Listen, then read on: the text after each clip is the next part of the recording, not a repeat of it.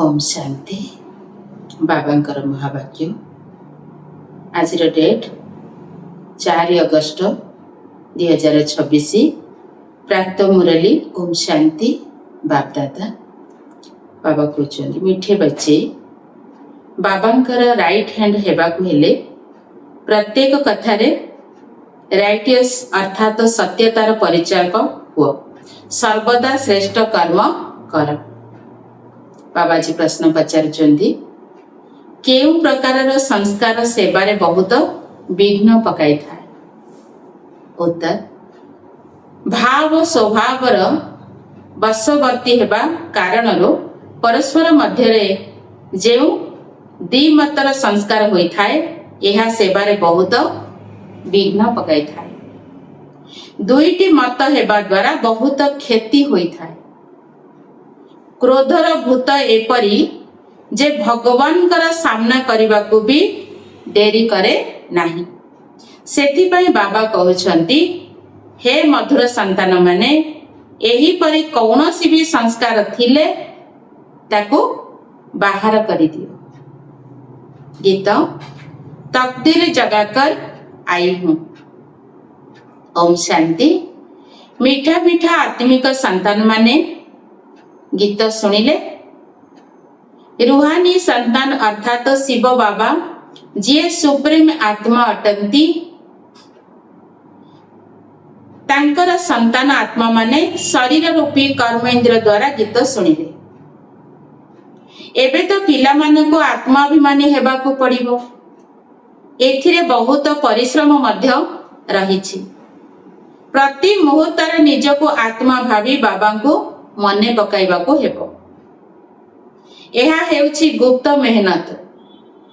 बाबा गुप्त होइथिबारु परिश्रम मध्य गुप्त कराउछंती। बाबा स्वयं आसी कहउछंती पिला माने मते मने पकाइले कल्प पूर्व सदृश्य पुनर्बार तुमे सत प्रधान होइजिबो। संतान माने बुझुछंती जे आमे सत प्रधान थिलो पुणी आमे ही एबे तम प्रधान होइछु। पुणी सत प्रधान निश्चित हेबाकू पड़िबो। गीतारे मध्य कहउछंती जे तुमे जे भाग्य हराइछ ताकू पुणी पाइबा पाई पुरुषार्थ कराउथिबा पाई सेही जणे ही सर्वशक्तिमान बाबा आसीछंती। कारण से समस्त को पावन कराउछंती ना। बाबा पिला माने को बुझाउछंती हे आत्मिक संतान माने एबे तुमे भाग्य गढ़िबा को आसीछ। छात्र माने स्कूल को भाग्य गढ़िबा को जाई थांती ना। से माने तो छोट पिला अटंती। तुमे छोट नुह तुमे तो बड़ वयस्क अट। सेथि पाई निजर भाग्य गढ़ुछ। हाँ केही केही बहुत वृद्ध मध्य अछंती। वृद्ध अवस्था अपेक्षा जौव अवस्था रे पाठ पढ़िबा भल। बाबा कहउछंती वृद्ध अवस्था अपेक्षा युव अवस्था रे पाठ पढ़िबा भल। जवान मानक बुद्धि भल होई थाए। एहा तो समस्तंग पाई बहुत सहज अटे। तुमर शरीर तो बड़ अटे ना। ये छोट पिला अटंती। एते कथा बुझी पारिबे नाही। काहेकि ना तांकर कर्म इंद्र ही छोट अटे। स्मृति निंदा दुख सुख एही कथा को तुमे बुझी पारिबो। आत्मा तो बिंदु अटे। शरीर बढ़ी चली थाए। आत्मा तो एक रस अर्थात स्थिर होई रही थाए। केबे छोट होई न थाए केबे बड़ होई न थाए। सेही आत्मार बुद्धि पाई बाबा कस्तूरी परी उपहार देउछंती। काहेकि ना एबे तो बुद्धि अति तम प्रधान होई जाइछि। ता एबे स्वच्छ मध्य हेउछि। एही चित्र गुड़िक तुमर बुझाइबारे बहुत कामरे आसुछि। भक्ति मार्गरे देवता मानक सम्मुखरे जाई मुंड नुहाई पूजा करिथांती। आगरु तुमे माने मध्य अंधश्रद्धारे मंदिर को जाउथिल। तुमे पूर्वरु शिवंक मंदिर को जाउथिल। ତୁମେ କ'ଣ ଜାଣିଥିଲ ଯେ ଇଏ ଶିବ ବାବା ଅଟନ୍ତି? ବାବାଙ୍କ ଠାରୁ ନିଶ୍ଚୟ ସମ୍ପତ୍ତି ମିଳିଛି, ସେଇଥିପାଇଁ ତ ତାଙ୍କର ମହିମା ଗାନ କରାଉଛନ୍ତି। କେହି ଭଲ କାମ କରିଗଲେ ତାଙ୍କର ମହିମା ଗାୟନ କରିଥାନ୍ତି। ଶିବ ବାବାଙ୍କ ଷ୍ଟାମ୍ପ ତିଆରି କରିବା ଦରକାର। ଶିବ ବାବା ଗୀତା ଜ୍ଞାନ ଦାତା, ଏହି ଷ୍ଟାମ୍ପ ସହଜରେ ତିଆରି ହୋଇପାରିବ। ଏହି ବାବା ସମସ୍ତଙ୍କୁ ସୁଖ ଦେଇଥାନ୍ତି। ବାବା କହୁଛନ୍ତି, ମୁଁ ତୁମକୁ ସୁଖଧାମର ମାଲିକ କରାଉଛି। ବୁଢ଼ୀମାନେ ମଧ୍ୟ ଏକଥା ବୁଝୁଛନ୍ତି ଯେ ଆମେ ଆସିଛୁ ଶିବ ବାବାଙ୍କ ପାଖକୁ, ଯିଏ ବିଚିତ୍ର ଅଟନ୍ତି, ଯିଏ ଏହି ଚିତ୍ର ଅର୍ଥାତ ବ୍ରହ୍ମାଙ୍କ ଶରୀରରେ ପ୍ରବେଶ କରିଛନ୍ତି। ନିରାକାରଙ୍କୁ ବିଚିତ୍ର କୁହାଯାଉଛି। ବୁଦ୍ଧିରେ ରହୁଛି ଯେ ଆମେ ଶିବ ବାବାଙ୍କ ପାଖକୁ ଯାଉଛୁ, ଯିଏ ଅସ୍ଥାୟୀ ଭାବେ ଏହି ଶରୀର ଧାରଣ କରିଛନ୍ତି। ପତିତକୁ ପାବନ କରାଇ ମୁକ୍ତି ଜୀବନ ମୁକ୍ତି ଦେଉଛନ୍ତି, ଅଥବା ଶାନ୍ତିଧାମ ସୁଖଧାମର ବାସିନ୍ଦା କରାଉଛନ୍ତି। ମନୁଷ୍ୟ ଶାନ୍ତି ପାଇବା ପାଇଁ ହିଁ ଚେଷ୍ଟା କରନ୍ତି। ଭଗବାନ ମିଳିଗଲେ ଶାନ୍ତି ମିଳିଯିବ, ସେମାନେ ସୁଖ ପାଇଁ ପୁରୁଷାର୍ଥ କରୁନାହାନ୍ତି। କେବଳ ବାବାଙ୍କ ପାଖକୁ ଘରକୁ ଯିବୁ, ଆମକୁ ଭଗବାନ ମିଳିବା ଆବଶ୍ୟକ। ବର୍ତ୍ତମାନ ସମୟରେ ସମସ୍ତେ ମୁକ୍ତିର ଆଶା ରଖୁଛନ୍ତି। କେବଳ ତୁମେ ବ୍ରାହ୍ମଣ ମାନେ ହିଁ ଜୀବନ ମୁକ୍ତି ନେଉଛ। ଅନ୍ୟ ସମସ୍ତେ ମୁକ୍ତି ପାଇବା ପାଇଁ ଇଚ୍ଛା କରୁଛନ୍ତି। ଜୀବନ ମୁକ୍ତିର ରାସ୍ତା ବତାଇବା ପାଇଁ କେହି ନାହାନ୍ତି। ସନ୍ନ୍ୟାସୀ ମାନଙ୍କ ପାଖକୁ ଯାଇ ଶାନ୍ତି ମାଗିଥାନ୍ତି। କହନ୍ତି ମନକୁ ଶାନ୍ତି କିପରି ମିଳିବ? ଯେଉଁମାନେ ରାସ୍ତା ବତାଉଛନ୍ତି ସେମାନେ ହେଉଛନ୍ତି ମୁକ୍ତିଧାମର ଯାତ୍ରୀ। ମୁଖ୍ୟ କ'ଣ ଏହା ମଧ୍ୟ ବୁଦ୍ଧିରେ ବୁଝିପାରୁନାହାନ୍ତି। ବିରକ୍ତ ହୋଇ କହୁଛନ୍ତି ମୁକ୍ତି ପାଇଗଲେ ତ ଭଲ। ବାସ୍ତବରେ ମୁକ୍ତିଧାମ ହେଉଛି ଆତ୍ମା ମାନଙ୍କର ରହିବାର ସ୍ଥାନ। ଏବେ ସବୁ ସେଣ୍ଟରର ପିଲାମାନେ ଅଛନ୍ତି। ସମସ୍ତେ ଜାଣିଛନ୍ତି ଯେ ଆମେ ନୂଆ ଦୁନିଆ ପାଇଁ ରାଜ୍ୟ ଭାଗ୍ୟ ନେଉଛୁ। ବାବା ଆମକୁ ନୂଆ ଦୁନିଆର ରାଜ୍ୟ ଦେଉଛନ୍ତି। କେଉଁଠି ଦେବେ? ନୂଆ ଦୁନିଆରେ ଦେବେ ନା ପୁରୁଣା ଦୁନିଆରେ ଦେବେ? ବାବା କହୁଛନ୍ତି ମୁଁ ସଙ୍ଗମ ଯୁଗରେ ହିଁ ଆସିଥାଏ। ମୁଁ ନା ସତ୍ୟ ଯୁଗରେ ନା କଳି ଯୁଗରେ ଆସିଥାଏ। ଏହି ଦୁଇ ଯୁଗର ମଝି ସମୟରେ ଆସିଥାଏ। ବାବା ତ ସମସ୍ତଙ୍କୁ ସଦ୍ଗତି ଦେବେ ନା। ଏପରି ନୁହେଁ ଯେ ଦୁର୍ଗତିରେ ଛାଡ଼ି ଚାଲିଯିବେ। ସଦ୍ଗତି ଏବଂ ଦୁର୍ଗତି ଏକତ୍ର ରହିପାରିବ ନାହିଁ। ପିଲାମାନେ ଜାଣିଛନ୍ତି ଏହି ପୁରୁଣା ଦୁନିଆ ବିନାଶ ହେବ, ସେଥିପାଇଁ ଏହି ପୁରୁଣା ଦୁନିଆ ପ୍ରତି ମମତା ରଖ ନାହିଁ। ବୁଦ୍ଧି କହୁଛି ବାସ୍ତବରେ ଏବେ ଆମେ ସଙ୍ଗମ ଯୁଗରେ ଅଛୁ। ଏହି ଦୁନିଆ ବଦଳିବ। ଏବେ ବାବା ଆସିଛନ୍ତି। ବାବା କହୁଛନ୍ତି ମୁଁ ପ୍ରତ୍ୟେକ କଳ୍ପର ସଙ୍ଗମରେ ଆସୁଛି, ତୁମକୁ ଦୁଃଖରୁ ମୁକ୍ତ କରି ହରିଙ୍କ ଦ୍ୱାରକୁ ନେଇଯିବା ପାଇଁ। ଏହା ଜ୍ଞାନର କଥା। ଏହି ଦ୍ୱାର ହରିଦ୍ୱାର କୃଷ୍ଣଙ୍କ ଦ୍ୱାର ଅର୍ଥାତ୍ କୃଷ୍ଣପୁରୀକୁ କୁହାଯାଏ। ଇଚ୍ଛା ଏହା ପଛରେ ପୁଣି ଲକ୍ଷଣ ଝୁଲା ଲଗାଇ ଦେଇଛନ୍ତି। ପ୍ରଥମେ ହରିଦ୍ୱାର ଆସିବ। ସତ୍ୟ ଯୁଗକୁ ହରିଦ୍ୱାର କୁହାଯାଏ। ହରିଦ୍ୱାର କୁହାଯାଏ। ପୁଣି ରାମ ଲକ୍ଷ୍ମଣ ଆଦି ଦେଖାଉଛନ୍ତି। ଏପରି କୌଣସି କଥା ହିଁ ନାହିଁ। ଏସବୁ ମନ ଗଢ଼ା କଥା। ରାମଙ୍କର କେତେ ଭଲ ଦେଖାଇଛନ୍ତି। ଭାଇ ତ ହୋଇନଥାନ୍ତି ନା। ବାବା କହୁଛନ୍ତି ରାମଙ୍କର କେତେ ଭାଇ ଦେଖାଇଛନ୍ତି। 4 ଭାଇ ତ ହୋଇନଥାନ୍ତି। 4-8 ଭାଇ ତ କଳି ଯୁଗରେ ହୋଇଥାନ୍ତି। ଗୋଟିଏ ପଟେ ଈଶ୍ୱରୀୟ ସନ୍ତାନ, ଅନ୍ୟ ପଟେ ଆସୁରୀ ସନ୍ତାନ ରହିଛନ୍ତି। ଏବେ ତୁମେ ଜାଣୁଛ ଯେ ଶିବ ବାବା ବ୍ରହ୍ମାଙ୍କ ଶରୀରରେ ଆସିଛନ୍ତି। ଶିବ ହେଲେ ବାବା, ବ୍ରହ୍ମା ହେଉଛନ୍ତି ଦାଦା। ସିଏ ପ୍ରଜାପିତା ଅଟନ୍ତି। ଆତ୍ମା ମାନଙ୍କର ପିତା ତ ଅନାଦି ଅଟନ୍ତି। ସିଏ ବର୍ତ୍ତମାନ ସମୟରେ ବ୍ରହ୍ମା ମାନଙ୍କୁ ରଚନା କରୁଛନ୍ତି। ଏପରି ନୁହେଁ ଯେ ଶିବ ବାବା ଶାଳଗ୍ରାମକୁ ରଚନା କରୁଛନ୍ତି। ନା, ଶାଳଗ୍ରାମ ତ ଅବିନାଶୀ ହିଁ ଅଟେ। କେବଳ ବାବା ଆସି ପବିତ୍ର କରାଉଛନ୍ତି। ଆତ୍ମା ପବିତ୍ର ନ ହେବା ପର୍ଯ୍ୟନ୍ତ ଶରୀର କିପରି ପବିତ୍ର ହବ? ଆମେ ଆତ୍ମା ମାନେ ପବିତ୍ର ଥିବା ସମୟରେ ସତ ପ୍ରଧାନ ଥିଲୁ। ଏବେ ଅପବିତ୍ର ତମ ପ୍ରଧାନ ହୋଇଯାଇଛୁ। ପୁଣି ସତ ପ୍ରଧାନ କିପରି ହେବୁ? ଏହା ତ ସହଜ ବୁଝିବାର କଥା। ତୁମଠାରେ ବର୍ତ୍ତମାନ ଖାଦ ପଡ଼ିବା ଦ୍ୱାରା ତୁମେ ପତିତ ତମ ପ୍ରଧାନ ହୋଇଯାଇଛ।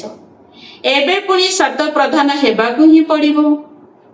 ହିସାବ ଗିତାବ ଯୁକ୍ତ କରି ସମସ୍ତେ ଶାନ୍ତିଧାମ ଅଥବା ସୁଖଧାମକୁ ଆସିବେ। ଆତ୍ମା ମାନେ କିପରି ନିରାକାରୀ ଘରୁ ଆସୁଛନ୍ତି? ଖ୍ରୀଷ୍ଟିଆନ ମାନଙ୍କର ମଧ୍ୟ ସ୍ମାରକୀ ସଦୃଶ୍ୟ ନିରାକାରୀ ବୃକ୍ଷ ତିଆରି କରି ସେଥିରେ ବତୀ ଲଗାଇ ଉତ୍ସବ ପାଳନ କରିଥାନ୍ତି। ତୁମେ ଜାଣିଛ ଯେ ସବୁ ଧର୍ମର ଅଲଗା ଅଲଗା ଶାଖା ମାନ ରହିଛି। ସେଠାକୁ ପ୍ରଥମେ ଆତ୍ମା ମାନେ କିପରି ତଳକୁ ଓହ୍ଲାଉଛନ୍ତି ଏହି ଜ୍ଞାନ ତୁମକୁ ମିଳିସାରିଛି। ଆମ ଆତ୍ମା ମାନଙ୍କର ଘର ହେଉଛି ଶାନ୍ତିଧାମ, ବର୍ତ୍ତମାନ ହେଉଛି ସଙ୍ଗମ। ସେଠାକୁ ସବୁ ଆତ୍ମା ଆସିଗଲେ ପୁଣି ସମସ୍ତେ ଘରକୁ ବାହୁଡ଼ି ଯିବେ। ପ୍ରଳୟ ତ ହେବାର ନାହିଁ। ତୁମେ ଜାଣିଛ ଆମେ ବାବାଙ୍କ ଠାରୁ ଭାଗ୍ୟ ନେଉଛୁ ପୁନର୍ବାର ପୂଜ୍ୟ ହେବାକୁ। ଏହା କେବଳ କହିବାର କଥା ନୁହେଁ। ବାବାଙ୍କୁ ମନେ ପକାଇବା ଦ୍ୱାରା ହିଁ ସମ୍ପତ୍ତି ମିଳିବ। ବାବା କହୁଛନ୍ତି ଦେହ ସହିତ ଯିଏ ବି ଦେହର ମିତ୍ର ସମ୍ବନ୍ଧୀ ଆଦି ଅଛନ୍ତି ସମସ୍ତଙ୍କୁ ଭୁଲିଯାଅ। ଏହା ଚିତ୍ର ଓ ବିଚିତ୍ର ଅଟେ ନା? ବିଚିତ୍ର ତାକୁ କୁହାଯାଏ ଯାହାକୁ ଦେଖି ହୁଏ ନାହିଁ। ଏହା ବହୁତ ସୂକ୍ଷ୍ମ କଥା। ଆତ୍ମା କେତେ ଛୋଟ। ଆତ୍ମାକୁ ବାରମ୍ବାର ଅଭିନୟରେ ଆସିବାକୁ ପଡ଼ିଥାଏ। ଆଉ କାହାରି ବୁଦ୍ଧିରେ ଏପରି ଜ୍ଞାନ ନାହିଁ।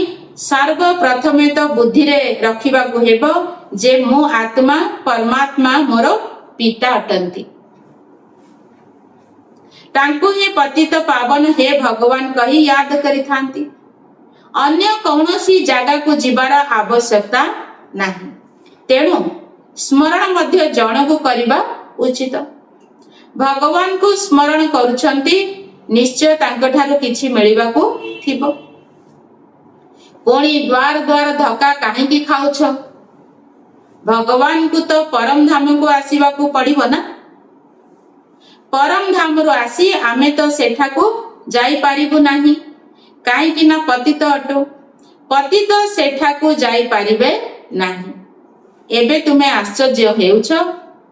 ଭକ୍ତି ମାର୍ଗର ପାଠ କେତେ ଆଶ୍ଚର୍ଯ୍ୟଜନକ ଅଟେ।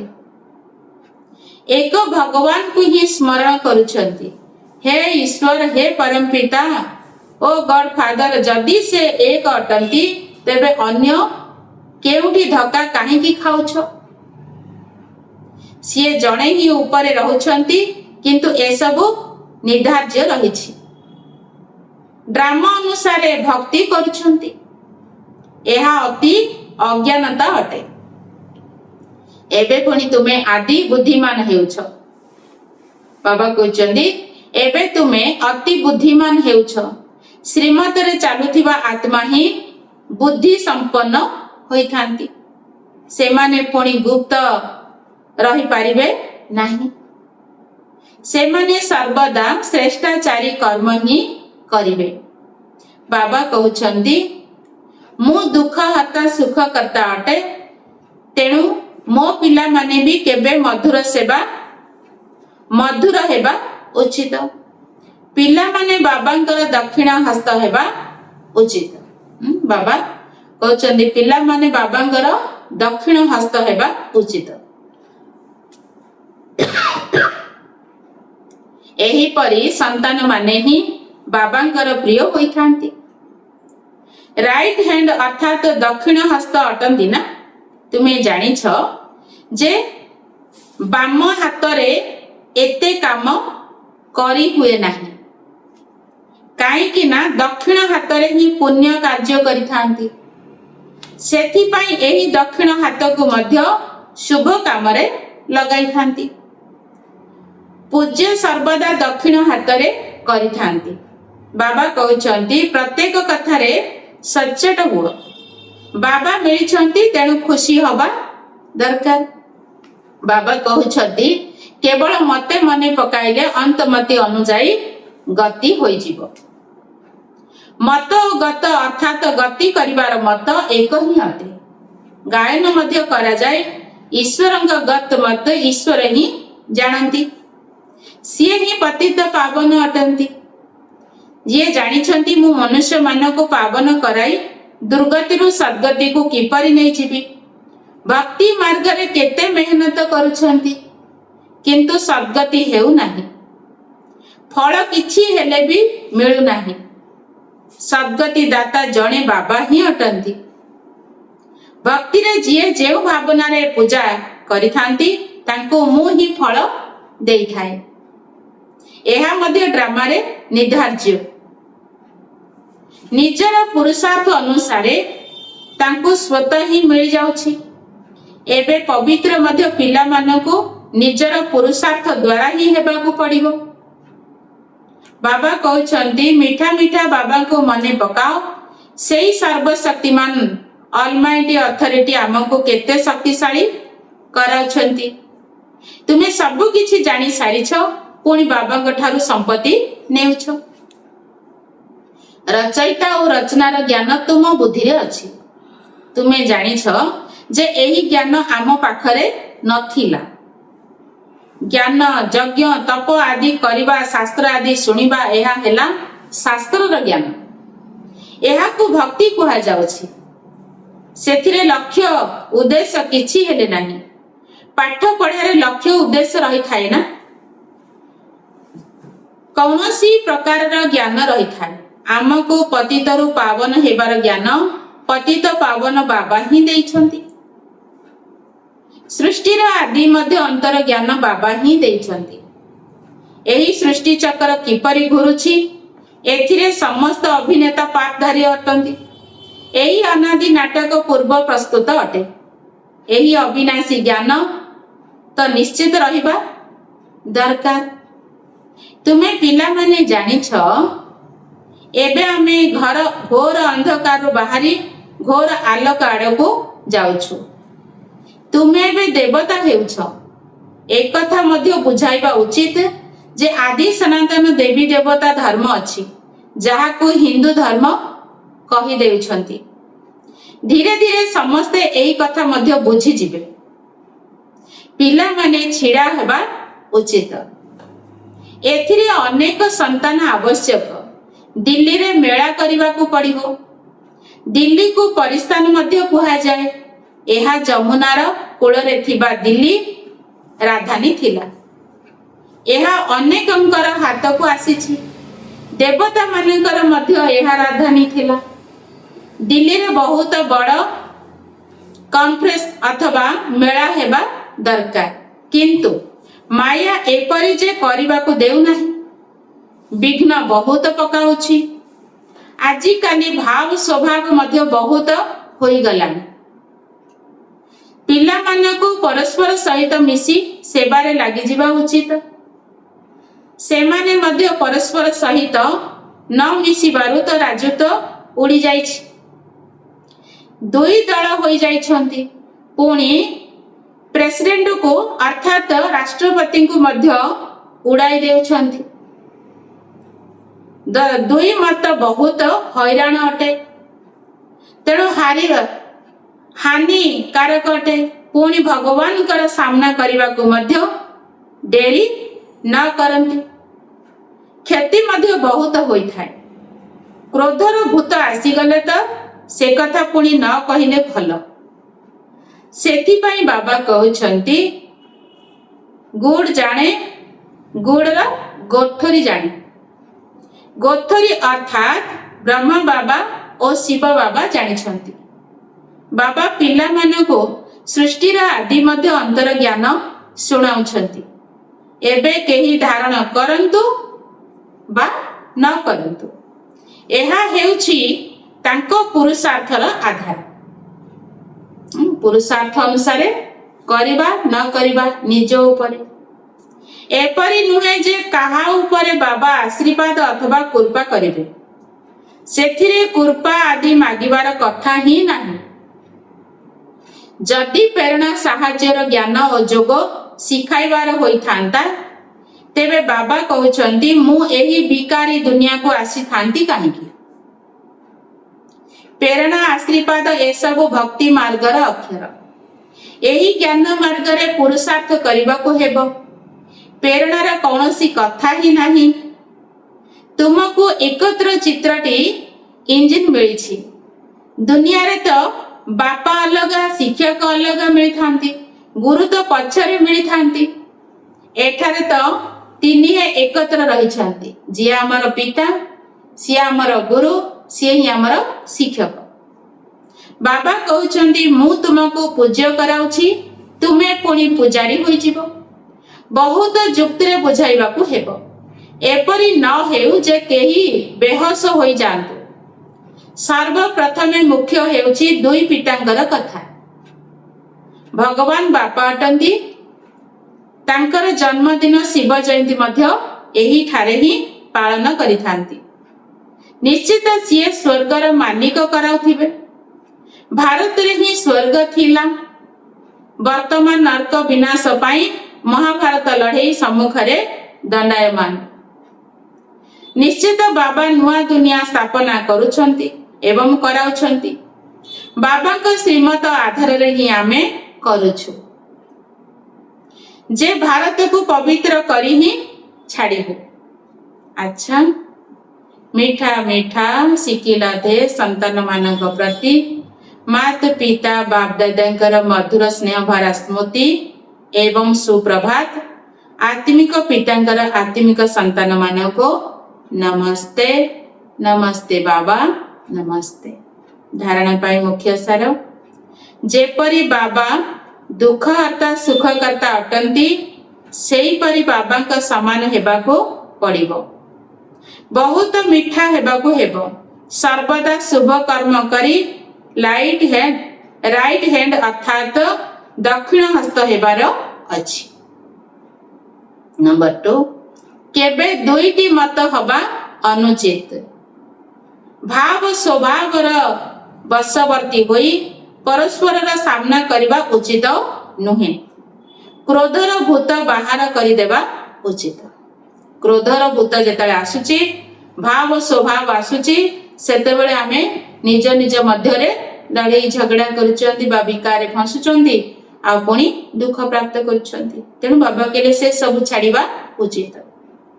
आजिर वरदान, स्वयंर स्थिति रे रही निजर प्रत्येक कर्म को संयम अर्थात नियम करुथिबा अथॉरिटी स्वरूप हुआ। स्वयंर स्थिति रे रही निजर प्रत्येक कर्म को संयम अर्थात नियम करुथिबा अथॉरिटी स्वरूप हुआ। जेपरी साकार ब्रह्म बाबा स्वयं अर्थात निजर स्मृति रे रहिबा द्वारा जेउ भली कर्म करिछंती सेगुड़िक ब्राह्मण परिवार संयम अथवा नियम होई जाइछे। स्वयंर निशारे रहुथिबा कारणरू अधिकारी पणियार सहित कही पारुथिले जे साकार द्वारा जदि कौनसी उल्टा कर्म मध्य होई जीव, तेबे बाबा सेगुड़िक को ठीक करि देबे। तेबे सर्वदा स्वस्वरूप स्मृति रे रहिबा द्वारा एही निशा रही थाए जे कौनसी कर्म उल्टा होई ही पारिबो नाही। तुमे पिला माने मध्य जेते बेले स्वयं स्वरूप स्थिति रे स्थित रहिबो, सेते बेले जहा की संकल्प चलिबो, जहा भी बाणी सुनाइबो बा कर्म करिबो, सेगुड़िक स्वयं अर्थात नियम होई जीवो। आजिर स्लोगान, पवित्रतार स्तंभ को जदि मजबूत करिबो, तेबे ताहा लाइट हाउस अर्थात बत्ती घर पालटी जीवो। पवित्रतार स्तंभ को जदि मजबूत करिब तेबे ताहा लाइट हाउस अर्थात बत्ती घर पलटि जीव। अच्छा, ओम शांति।